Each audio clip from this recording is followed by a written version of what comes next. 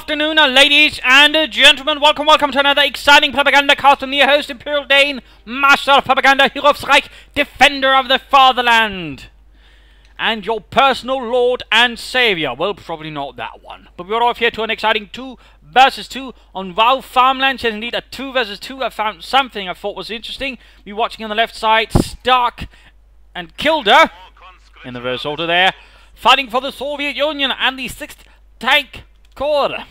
Striking versus the fascists here. The lines being held by the 5th SS Panzer Division Viking, held by Warpig and WSA. Don't work. Doesn't work. Doesn't work, mate. You know, you're German proper grammar here. Anyways, we'll just call him Double. Dietrich, yeah, Dietrich. Dietrich and Warpig. And Dietrich here already going straight for Scavenge. We know about the Russians, we got shock rifle, advanced warfare, Soviet industry, armored assault, Guard motor, and Lend-Lease there. Certainly nice mix of armor there. And Warpig with elite armored special operations and Luftwaffe ground forces. Bulletin wise, we are looking largely at infantry, single panzer, and we got Stark here with a lot on the machine guns.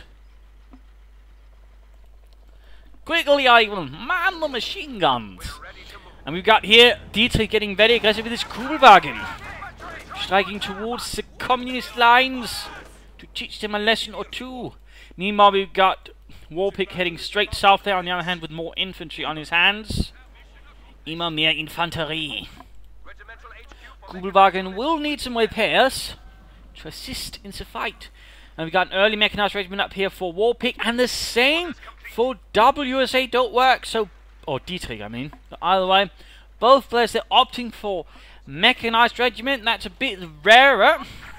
Could certainly open up for some aggressive field strategies, or maybe some flak half-tracks or pumas to strike down their foes. Sturmpioneers sitting with some conscripts down south, ready to take up position. That's going to make things a bit more awkward here for Warpig running north. We've got Dietrich here holding things on. He's going to need some infantry soon enough to sort of hold things up together there. It's a bit of a tenuous position being held only by Sturmpioneers and the Kugelwagen of Doom. Well, probably not Doom. And we've got Maxim already here out from Stark, and Starkly opening up there on the Kugelwagen. Becoming flanking in there, and Dietrich's forces up north are in a rather dire state. Obviously, got the country holding things up here. Stark leaving a single unit down there. Question is, how will Warpig handle this? How will he handle it? Trading there for fuel. Both players trading munitions for fuel. There's something aggressive in mind. Kugelwagen there rapidly falling back. Sturmpioneers could try and take up position in the tool shed. Deal with the Russians. We notice they've got the Russians moving in there. That could actually prove a bit lethal for them. In fact, this is going to be point blank there with the Sturmpioneers. Low on health already, and there we go. Forced away already. A bit of a ugly situation there for Kilder. And meanwhile, we got the cards still remaining there. Got the fuel punch. Oh, maximum time with the Sturmpioneers right there. And all those bulletins, it's rather making short work of at least Heinz. And the rest of them are, there we go, pinned. So roll the initial start here. We do get a nice grenade there versus the Maxim crew, but beyond that, not an awful lot. Not an awful lot. Man engaged to capture and reconnect territories to gain back that fuel. In which case, they could soon either of them go for a flat half-track if they so fancied, which could probably help them. We actually got Kilder here with the Special Rifle Command and snipers out to try and deal here with the fascists. Second Sturmpioneer there on the way for Warpig. Interesting, interesting. Stark slow advance, trying to get out of fuel. Northern fuel, though, might fall back soon into the hands of the Germans. We've only got a common unit covering things there up. Kugelwagen going back. And there you go. Nothing else, though. Nothing else for the time being from either side. Now we've got the Volkers holding up the building here, shooting down on Stark's men. There go another conscript moves in here. No anti-tank grenades, though. No anti-tank grenades to help deal with, say, light vehicles at all. And there we got a nice small northern attempt flanking around, getting the maximum from the other side. Well done there by Warpig. Start going for shock rifle, shockingly. And we got a flak half-track on the way for Warpig. Flak half-track, and there we go. Maximum flank here by the Volks. There's a quick Stielhandgranate. Could prove to be a quick demise there. No, too late. Instead, Maxim ends up retreating, and there you go, constant flag up there trying to get away, but might get cut down. Oh, they also end up retreating rapidly. And looks like they will not be cut down, shot in the back. And looks like Dietrich here might have bigger plans, maybe opting for a rush to the Schwerpanzer quarters. That could work, trying to gain back the fuel there. Russians falling a bit back now, they are encountering a few more hiccups. Or the Stark is rolling forwards, a lot more machine guns, and there we go, flag half-track out for Warpig.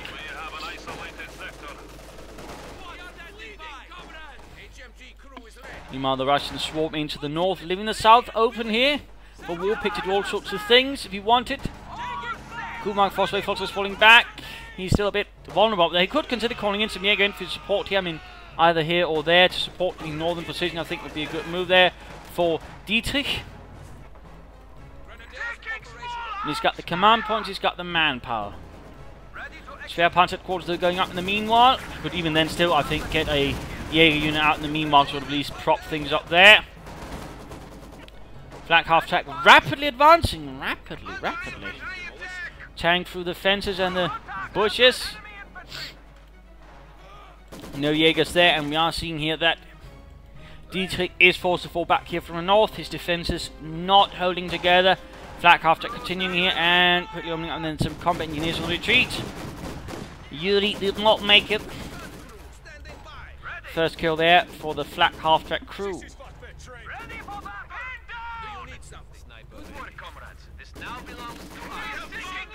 Maxim pressing a bit there. Russians, though, continue to sort of dig in northwards. And there you go. First Jäger unit arrives here. Can't help but feel could have done it a bit faster. Maybe helped the north a bit better, but that's that. Quickly falls back. The conscript of the south continues with advance here. Flag half-track killing some conscripts here. Inflicting more casualties upon the Russian forces. Mortar out here for Stark. Adding a bit of light artillery here to his forces now. Kilder so far with no doctrine still. The Warpig turning around the south there, making good progress. And could Dietrich here consider going for either an orbital dart or maybe a Lux? Either could work for different reasons. Since in most, so far the Russians are actually a bit vulnerable there to vehicles and armor. There you go, offense proves to be not much of a defense versus something that's meant to shoot down aircraft. Though a mortar does seem to do a bit of good work there as the flak half-track moment to pull it back a bit for repairs, or try to catch the mortar and knock it out. Ready for action. Come on, Warpig, vorwärts! Ready for action. Awaiting command. We got a battle group headquarters up there as well, still no doctrine from him or Kilder. And a Lux Aufklärungspanzer is on the way for Dietrich, while the Maximum runs to Propagandacast. Got the flag halting further forwards. Getting rather risky here. I mean, he's saying awfully close to enemy territory. What are you doing? What are you doing? What are you doing? Ah, scheisse! Dietrich! Oh, I mean, Warpig, what are you doing? I suppose the driver could be called Dietrich. Right here, though, I mean, he moved too far ahead. I mean, there's no... Your flak half-track's not a tank. It's a half-track for him's sake. It's meant to support other units. I mean, not offensively. You should at least screen it lightly to sort of give it a good chance of filling up in a good position. That there was, quite frankly, slightly reckless. And now he's keeping his jump points, which could have helped repair it fast out in the front as well. Warpig here, I feel, is rather committing a large tactical mistake, which could leave him dire straits with his flak half-track. There's going to be nothing to repair it now. It's very low on health. It's got a damaged engine. I mean, even if he was to go for elite armor, he's not even at 4 command points, so got the munitions to repair it. So I have to say, I'm not entirely sure what he's thinking there. Veterans you want, trying to get a bit of repair there. 9 kills, I mean, he's done some damage here, but needs to pop smoke and get out of there. Smoke nip, too late there. I really think that was a bit of a blunder there from Warpig, to be honest. Quite the blunder. Meanwhile, though, we got good progress here. We got Maxims being scavenged. Looks, though, should try and strike down as many targets as possible here. Dietrich needs to get aggressive and cause as much damage as humanly possible here with this Aufklärungspanzer. In the meanwhile, the Russians might want to consider getting a bit more prepared here. I mean, so far they got a bit lucky here because Warpig rather lost himself, I might say. And he actually goes for elite armored. That's a surprise. Rarely see that one. So we'll of course have to see how Warpig turns that one out. I mean, he's straight into fuel. He's got a bit of a lead here in command points, so they might also make it work a bit. Plus he's got a teammate here who might want to consider getting some Orbis launchers to support the Jaeger infantry, and the Luke's there. Meanwhile though, Dietrich here should basically try and do as much damage though without losing the Lukes. I mean, the more he can bleed out his opponent, the good better. In particular, here's a Warpig has a bit of time there to build up for the Panzer IVs. Meanwhile, the more fighting here for the south is needed soon enough. Since the Russians are quickly breaking through there in the north, on your hand now again, it's there. The Russians sort of quickly has a tendency to work towards working together to overwhelm either German player, whereas the Germans are a bit more separate, then taking advantage of the other one sort of being a bit, you know, focused. So sort of a bit of a risky play there from the Germans. In one sense it can work, but yeah, if they do suffer too heavy losses, I mean, it's rather going to negate it. I mean, losing the flak half track like that in particular was abandoned. They could even risk handing it over to the Russians. So, I mean, again, I'm not entirely sure why Warpig did that exactly. That seemed a bit too reckless right there. Meanwhile, progress in the south here. For the Russians, that is. For the Germans, we've got a counterattack going in here. Plenty of infantry. At the same time, also a bit in the north here. Luke's moving in. Sturmpanzers rapidly force away in the track. Field got already covering though. And there you go. Dietrich's assault here broken off. While a Warpig continues in the south. Luke's doing what he can here. Which so far is not an awful lot. Jaeger's trying to flank up, but there's a mine. Heavy casualties there inflicted upon the Jaegers. Very nice investment there for the Russians. Looks like they're falling back in the infantry, but can't move in here. Maybe flank out some of the Russians here on the middle of the road. Trucks moving forward, Jaegers falling back. They could maybe actually added a bit there, but no. Meanwhile, Warpig's assault continues down south, breaking through there the lines. Kilder not quite in a position to actually stop him. He's not really brought things forwards. While now Stark was trying to deal here with Dietrich's assault up north. So in that regard, they'd rather create some good situation for Warpig to make a good advance and do some damage. So, Achtung!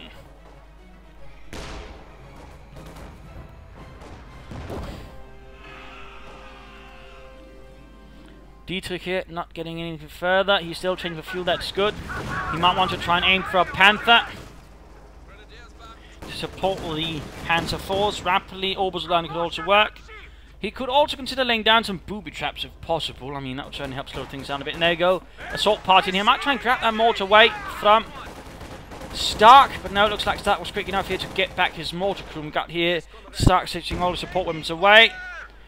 Although we might of course see Dietrich here attacking from the other side. That could actually cause development here and cause some damage. Maybe hand over a few weapons there to the Germans. Light infantry here from Warpig, bombarding the Russians. Here the assault though went wrong for Warpig. Caught by a lot of force. In fact, I see the forces wiped out and a Panzer headed out, which is really unlucky. At the same time though, there we go, lots of grenades being lost here by Dietrich, causing a collapse there, although the Maxim is quick to sprint away into safety. Nicely done there for Stark.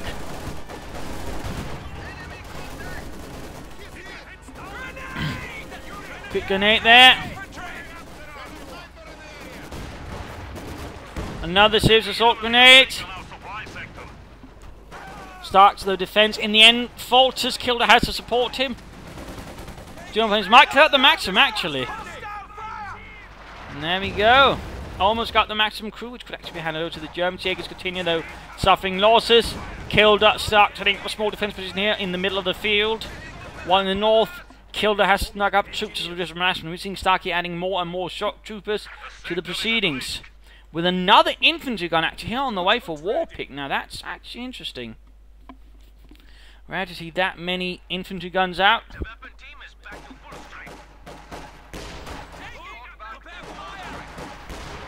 We got our bows going in there trying to catch Rush. Oh, nice right there. Nice right there. Trying to catch the snipers. Luke's continuing up here in the north. Sadly, Dietrich is not really getting much damage out. He could consider calling in a flak punch for the further aid. I mean, that could show in a bit more punch versus the infantry. Then again, it might sort of delay anything further versus enemy armor. We got, in fact, a support armor or tank of tank command up here. T-34 will be added soon. And the Germans are a bit, on the other hand, short on tanks.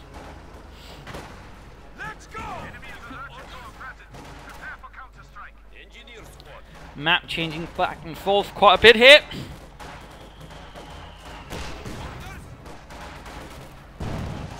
Got the infantry gun moving up.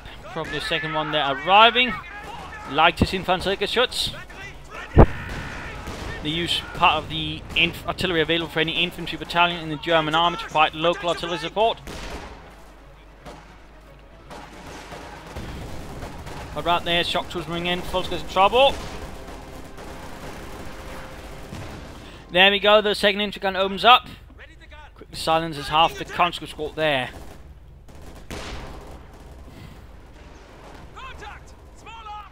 Meanwhile, northern assault there. While the shock troops, the conscript squad continue, the infantry guns might be in trouble. Scheiße. Oh dear, he could lose it, he could lose it! Luke's being repaired, needs to get back quickly. In the T-34 striking in. And laying down a smoke screen there and stealing away the infantry gun. Well done there, grenades in return though. And we get a grenade into the smoke as well to try and deter the right punchy Germans from moving straight in. Clever, clever. Infantry gun firing away. Infantry gun might try and get away. Flak in place for actually opening up then the shock troopers, the German pioneers, unfortunately doing what they can. Maxim though sitting up here to cover the retreat of the infantry gun. Nicely done there by the Russians. They actually managed to steal away one of Warpig's infantry guns right there. He was maybe a bit too bold. He got punished, and now the Russians are a bit of artillery stronger.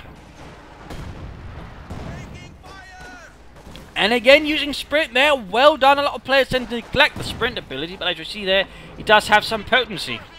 Anyways, it's actually time for the mid-game analysis. Current situation, the Germans are holding both fuel points. That's great for them. In fact, Warpig is already getting close here to having, well, all the fuel he needs actually for the Panzer IV. He just needs a bit of command points and a bit of manpower. He could all now consider training up for munitions so he can begin preparing for the armoured skirts for his Panzers. That way, sort of being able to maybe even get both of them upgraded that way. Then he can shift towards fuel again and begin maybe preparing for a second pair of Panzer IV Model Js. For Dietrich here, he should begin aiming for a Panther as soon as possible, I think. I mean, a Panther would do good there. He could afterwards maybe, I don't know, aim for a King Tiger. Right now, I think a Panther should be the main priority. We also got some mobiles on here, adding a bit of further pressure to the proceedings, allowing him to sort of gun down a bit more efficiently in infantry, though he needs to be careful around the T-34, which is definitely going to be a problem here on the Russian side. So, as for the Russian, we got here Stark already with the doctrine. Kilder, on the other hand, needs to choose a doctrine. I mean, he could choose Garden Motor.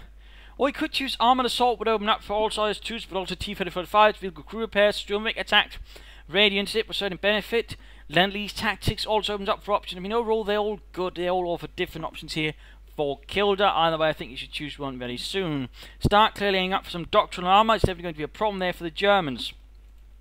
The Russians might want to build up a bit of a stronger defence around one of the fuel points. I mean, they're basically too easy to forget about them, allowing the Germans to quickly and rapidly regain them. Or in this case, hold both of them.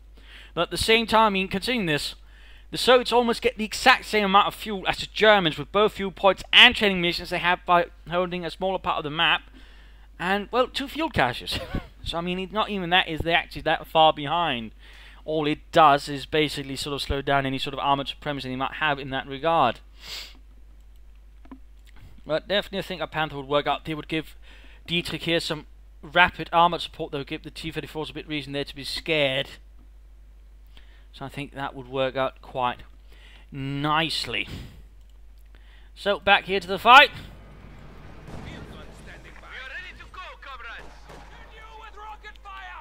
Assault there broken off. Warpig realised that would not succeed very well, it seems.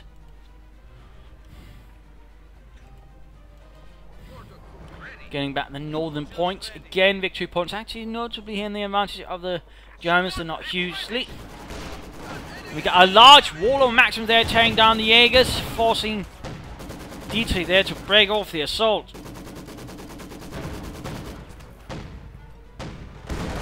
Meanwhile, we got the T-34 striking at the enemy base. Panzer IV flying back, might get it. We also got the field gun blasting away there. Orbsline doing what they can there to clear it out. Maxim's not pointing towards it. That could make it work. That could make it work. And we also got mortars there firing away. All's on there, taking some damage, but they are turning into the Russians. Maxim turning out there. They need to get off a button grenade, or they need to get out of there. No, they're trying to get off a grenade assault instead.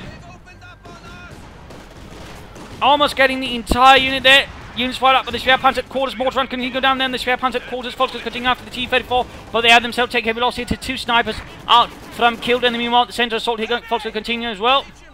Maxim Wattball spinning away to form a fresh defence. Field guns moving forwards. Warpig getting very close to the Panzer IV, being able to call in. As soon as he do that, he should charge in and try and do as much damage. And again, he should already now. Oh, he's always turning up from this. It's good, good, good. South being lost. South being lost. There goes Shock Troop charging the Volkswagen. The Volkswagen not able to do much resistance there. Field guns firing, and there you go. Panzer IV battle group has arrived. Veteran Cruz, one very close to Veteran 2. That's the one I think you should be giving armoured skirts first. By the way, you should move into the fight here. Get as close and uncomfortable to the Russians. If possible, I think an assault path through here, getting behind the field guns and the infantry would do him well. Oh, there you go, armoured skirts. He's not giving to the one with the most veterans, he's giving to the one with the least amount, although they're still close to Veteran 2. This one's quite close. In fact, already the first shot gains Veteran 2, gaining better accuracy. Opening up the field guns, we've got grenades going off. Both Panzer IVs opening up, and the field gun still manned. A furious battle breaks out. Shoot, Heinz! Shoot for whatever looks suspiciously Russian. We got KVH got a half track around here for Kilder. He's getting wiped out here. The Panzer IVs actually quickly raking up some kills there with the high explosive shells and the Maschinengewehren. Field guns being Group 1 cleared out as well quickly. Veteran 2 for the other Panzer IV. There we go, 9 kills, 5 kills. Warpigs quickly raking in those kills. Schwerpanzer quarters down. No Panther 10 there by Dietrich. I definitely feel that was a mistake. Now it's definitely going to come down here to Warpig and his Panzer IV, so they are getting pummeled there by a T-34, trying to get out of those field guns to ensure they don't get recruited. Certainly one way of doing it, not a bad one by the way. There we go, both down. And we got high explosive anti-tank heat shells. He should have saved up instead, I think, for the armoured skirts there for the other Panzer IV. But oh well, too late for that now.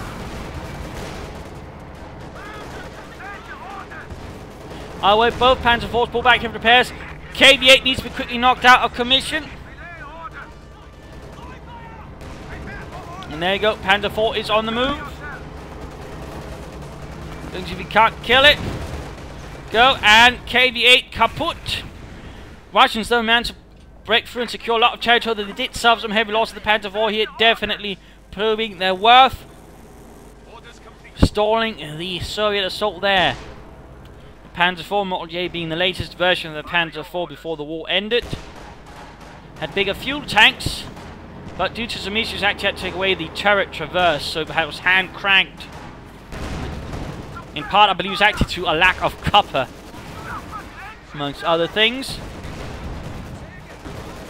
It was also a much more simplified model, which was much faster to make, well, notably faster anyways, allowing them to, in the latest month, the last month of the war, crank out a notably larger amount of Panzer IVs than the otherwise could have, and also make it cheaper to make. And there we go, incendiary artillery barrage going down. Panzer IV almost done. 10 and 14 kills. They're actually getting in a lot of kills. There we go, 16 kills. Halfway to Veteran Fleet, both of them, which means a high rate of fire, which is good. But they need to get in there, they need to get into the thick of it, they need to keep punishing the Russians. And he needs to get that one up with armoured skirts as soon as possible as well, and then he needs to get back to training for fuel to maybe begin saving up for a second Panzer IV battle group. I mean, the faster he can get that back in the fight, the better. And then meanwhile, we've got Dietrich here moving northward, securing points there. But the fight is centered all around here. South is incredibly open. These is moving there for the Germans to take back the territory. Panzer IV's moving in. He should focus on that T-34. Both Panzer, we got T-34 flanking the other one. Very close, let's Veteran Fleet. Keep pushing, Warpig forwards.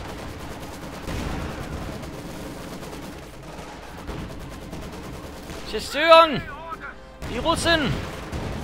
Come on, Warpig, vorwärts! Achtung, Panzer!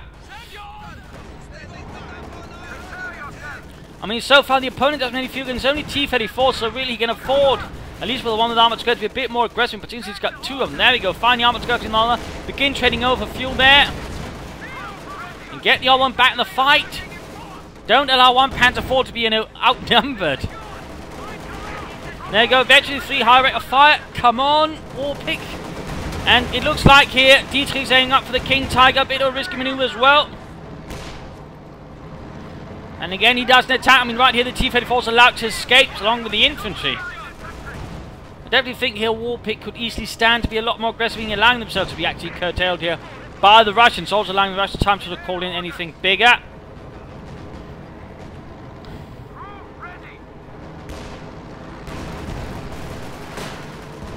Snipers are dealing with the orbital line. Orbital line needs to retreat, or at least focus down the snipers instead of focusing on the conscripts. He might lose them. That was a bit silly there. Come on, Warpig. You can stand to be more aggressive with those Panzer IVs. And again, trade over for fuel now. Trade for fuel. And there we go. Looks like Dietrich there scanning the King Tiger, the Königstiger. In the meanwhile, Stark is getting very close to be able to call in IS-2s.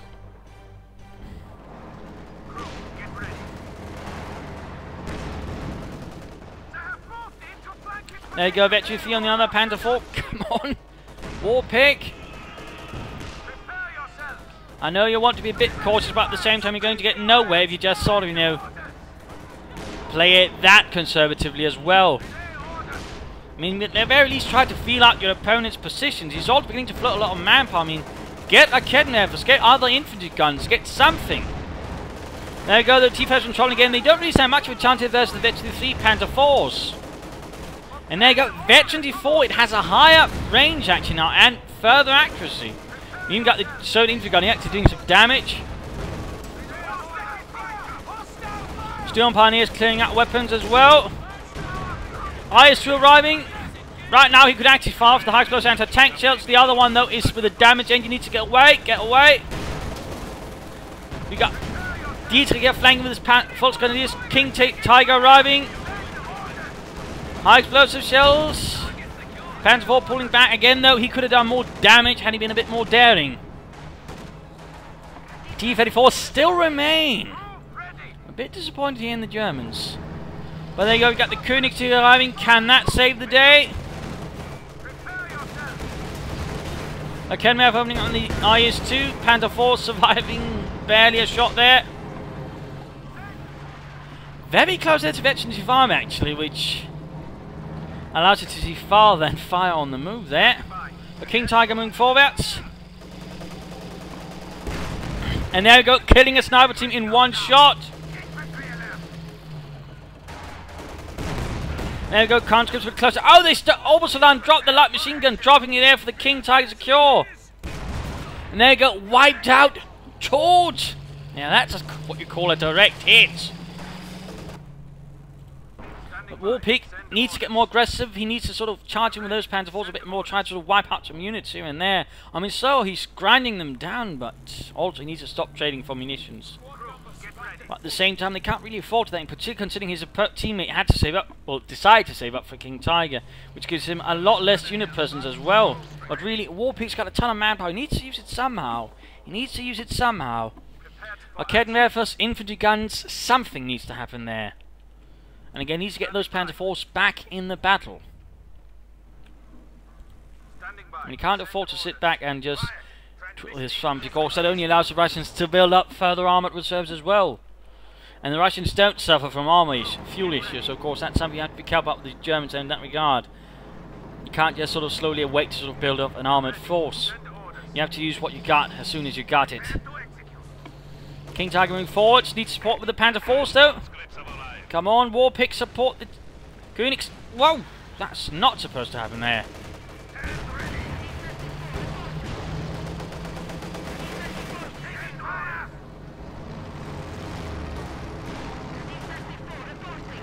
Panzer IVs still holding back.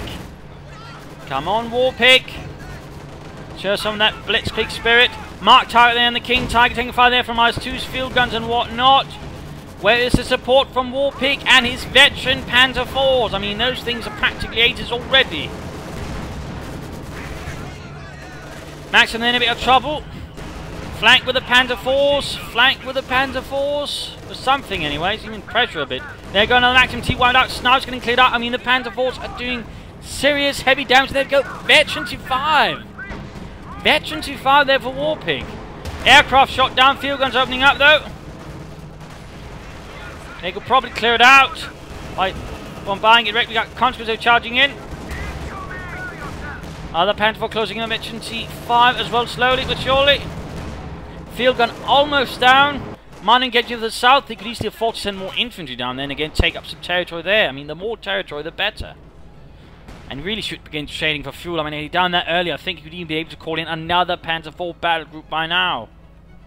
So that guy, I can't help but feel Warpig is making a lot of bad choices for different reasons I can't quite say.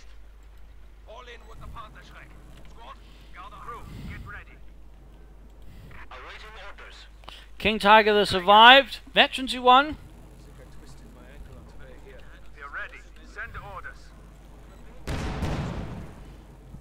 And again, there's not even an attempt here moving down the Panzer IV to clear up something down south. Getting more Volks Grenadiers. Oh, come on, Warpig. And again, fuel. You need fuel for your panzers. And meanwhile, the Russians beginning to build up here for maybe what could be a decisive final armoured offensive here. And the Germans can only maybe muster half the amount of tanks, although of course they are notably more veteran.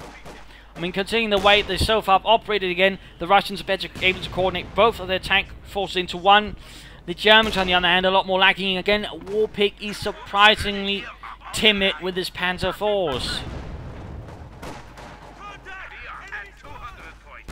We got 26 and we got 41 kills. I mean, that's definitely Knight's Cross material right there. I mean, that one's definitely an ace. And again, what's happening beyond that? Not much. They're not really pushing the resources to the limits.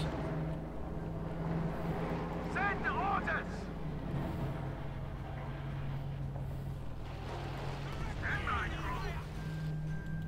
Standing by. Send orders. King Tiger there advancing.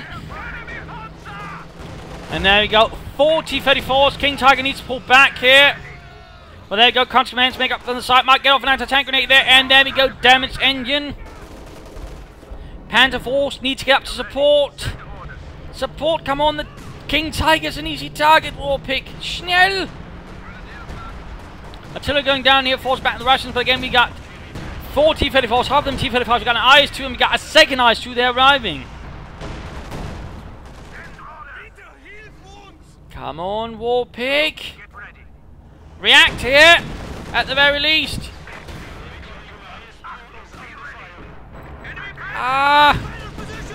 King Tiger and mark target. Come on, Warpig. There we go. Finally, but I can't help but feel too late. And again, Dietrich should not be moving his King Tiger like that in the first place to get its damaged engine. There you go, exposing the rear even further. We got armor piercing rounds of heat shells going off, then the Panzer IVs increasing penetration and damage here versus the IS-2, giving them a better chance of knocking it out. Roy pulling back here, and there you go, King Tiger down. Not a single T-34 lost there.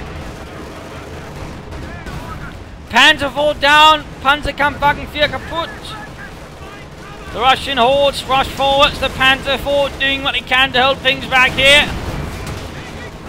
But there are too many Russian tanks. And there you go, Panzer IV out of control, incendiary barrels going down, it's utter carnage. Utter carnage, and there we go, game over.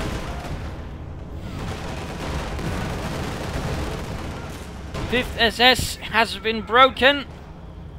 Ace crews wiped out, a King Tiger wrecked beyond salvation. So a bit of a brutal fight here, an armored battle which Russians won through their numbers, in part because while the Germans still saw things interesting, again, the problem was in part they were not very good at coordinating. Also, Warpig, I mean, he played really weirdly in parts. I mean, initially he was extremely aggressive, super aggressive, with flak half tracks, and then once he got the Panzer IV, he went completely on 80 degrees. He got extremely passive. I mean, it didn't really make much sense there, so I rather think, again, there might be some issues there you could sort of work on and working on tempering his temperament, because right there, I mean, first he was reckless, and then he was timid. I mean, it didn't quite add up. I mean, it was also interesting to see the Panzer IVs again. I mean, they did well. They just tore apart the opponents. And again, you know, most valuable unit, exterminator, survivalists, they really, again, they did massively. They were the best on the German side, but he never really got the full potential out because he was just passive. And that again allowed the Russians to build up a large armored force. Dietrich, though, should also have been more cautious with his King Tiger, should have probably supported it and did a bit more. But again, you know, Warpig might have wanted to supported it. He didn't.